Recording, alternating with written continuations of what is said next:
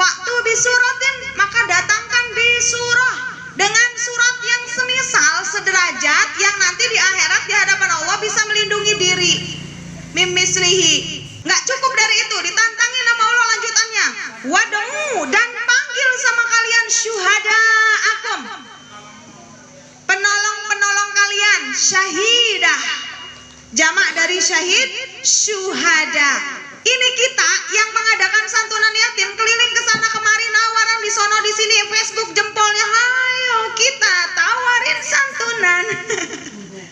Itu Bu, kita itu seolah-olah kita itu seperti pengemis, padahal kita itu sebenarnya syuhadanya ayat-ayat Allah. Amin ya robbal alamin. Kalau lagi nawarin mati, maka dia insya Allah mati syahid. Yang bikin ayat sendiri, wad'u syuhada akum, panggil syuhadanya. Jadi siapa yang berbuat baik, sebaliknya yang bikin ayat sendiri silahkan datangkan syuhadanya. Yang melakukan ayat Allah nanti akan dipanggil syuhadanya. Kamu melakukan santunan yatim, siapa syuhadanya? Banyak sekali. Oh subhanallah, syuhadanya mana? Ayo sama temani syuhadanya masuk ke surga. Amin ya robbal alamin. Wad'u syuhada'akum min dunillah, dari selain Allah. Berarti sang maha syuhada, sang maha menyaksikan adalah Allah. Kita ini melakukan ayat-ayat Allah, terserah orang masih curiga sama kita, terserah orang ragu-ragu sama kita. Yang penting kita yakin bahwa kita ditatap oleh Allah. Betul tidak? Semua yang ada di sini merasa yakin tidak ditatap oleh Allah?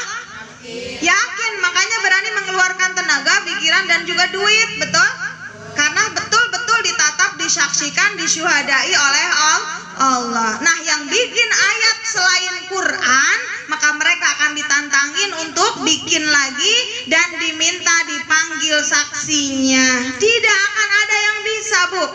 Min dunillah in kuntum shodikin, kalau kalian benar-benar shodiq, ya. Makanya Al-Quran itu selalu kita tutup ngajinya dengan kalimat shadaqallahul azim, maha benar Allah dalam segala firman-Nya, karena Allah mah firman-Nya benar. Nah, yang bikin sendiri itu kalau kalian shodikin, kalau kalian itu benar bahwa ragu-ragu pakai kerudung itu boleh, ragu-ragu membagikan ayat-ayat Quran itu boleh, ragu-ragu membagikan warisan itu boleh, ragu-ragu mencicipi riba itu boleh. Nah, kalau mereka itu benar-benar yakin dalam keraguan-raguannya, merasa benar di dalam keraguan-raguannya, silahkan diberi kesempatan oleh Allah untuk membuktikan kebenaran dari ayat-ayat pribadinya. Kalau saya mah nggak bisa bikin ayat pribadi, Bu.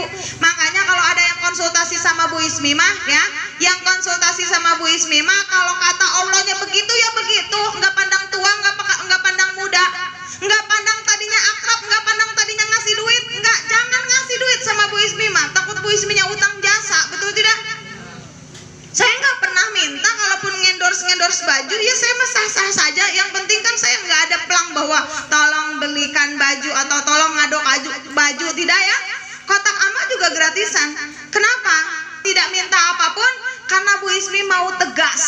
Kalau galak itu tidak mau diragu-ragu. Ada contoh, ada yang meninggalkan saya di sini, ada yang meninggalkan saya karena talak tilunya minta dibatalkan. Talak tilu minta dibatalkan. Pertama dia minta talak tilu, saya bilang jangan minta ke suami kamu, jangan minta, kamu gak akan mampu, tidak ada lelaki sebaik dia, belum tentu kamu dapat lelaki sebaik dia. Enggak, pokoknya saya yakin. Talak tilu lah akhirnya terjadi. Begitu talak tilu, Bu, kasihan anak-anak masih kecil. Nah, orang seperti itu mengajak kita bikin ayat sendiri. No, saya nggak bisa. Dari ayat ke ayat yang bertabrakan saya akan cari mana. Oh, kalau bertabrakan udah, mau tadinya teman silahkan, kalau akhirnya menjadi lawan, betul? Yang bohong, yang saya bilang tolong jangan jadi wanita penghibur, tolong jangan biarkan putrinya menjadi wanita penghibur. Enggak kok Bu, udah berhenti kok Bu, enggak. Oh oke, alhamdulillah. Tiba-tiba berbohong, anaknya ternyata masih menjadi wanita penghibur, ditegur sama Bu Ismi. Apa gara-gara teman jadi tidak mau menegur? Itu benar atau salah? Salah. Syahidah itu tidak boleh diam saja, betul? Korupsi menyaksikan, kita diam saja, kita ketarik nggak? Ketarik. Narkoba nonton, yang satu main putau, kita duduk di sampingnya, tidak mengingatkan, polisi datang, kita ditangkap tidak? Tangkap. Ya, jadi siapapun, utamanya dosa terkecil, bohong.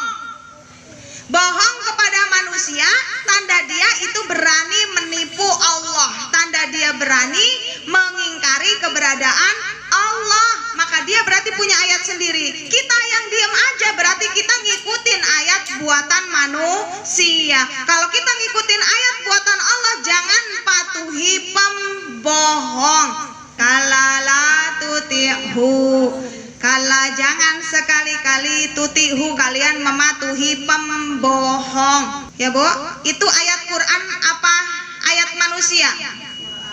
Tapi kalau pembohong ditegur biasanya kesinggung, betul tidak? Seolah-olah dia merasa dirinya benar. Nah, banyak orang-orang yang model itu di dekat kita, betul tidak? Tantangan buat kita adalah berani dalam menyaksikannya, berani mengingatkan atau tidak. Kalau diam saja maka kita jadi saksinya dia. Kalau kita menegur maka kita jadi saksinya Allah. Tinggal dipilih, mau jadi saksinya orang salah apa mau jadi saksinya Allah. Kita ngadain santunan yatim nanti 1 Muharram, maka kita menjadi saksinya Allah bahwa maha benar Allah dalam segala firman-Nya. Kita tidak akan bisa lihat ayat 24-nya. Fa'ilam taf'alu, kalau kalian tidak bisa taf'alu membuat ayat-ayat yang baru, walang taf'alu dan lang taf'alu, tidak akan bisa bikin ayat sendiri, soalnya nggak akan berlaku di dalam hukum akhirat, betul? Fattakun naro, fattakun apa fattakun? Maka takutlah kalian, jauhilah apa? Nar, api neraka. Ibu kalau ketemu pembohong, ibu diam aja, itu dekat-dekat sama api neraka, betul tidak? Tapi kita lebih baik anteng, suka sok kuat di dekat api neraka, betul? Fattakun narallati waquduhan nasu wal hijarah. Kenapa kita harus takut dan menjauhi api neraka? Karena api neraka itu waquduha. Apa waquduha? Bahan bakarnya api neraka itu nas, manusia. Tuh. Itu manusia yang mulia apa yang sampah? Manusia yang memuliakan Quran apa meremehkan Quran? Maka siapa yang berani meremehkan sesuatu, sebenarnya dia yang remeh. Menganggap Al-Quran sampah, maka dia yang sebenarnya sampah di hadapan Allah. Nggak bakalan ditaruh di surga, maka akan ditaruhnya di api neraka, bahkan dijadikan bahan bakar. Bahan bakarnya manusia dan apa? Hijaroh dan batu. Itu batu sama manusia ditaruh, dijadikan bahan bakar api neraka. Berarti manusia-manusia itu sejajar dengan batu, betul? Berarti jangan-jangan mirip sama batu, betul tidak? Mirip apanya? Dosanya, hatinya, pikirannya sekeras batu, tidak bisa dilunakkan bahkan oleh ayat-ayat Allah. Kita mah yang ada di sini kalau ngedengar ayat-ayat Allah suka jangan yang itu ya Allah, menawi aku yang itu ya Allah, betul tidak?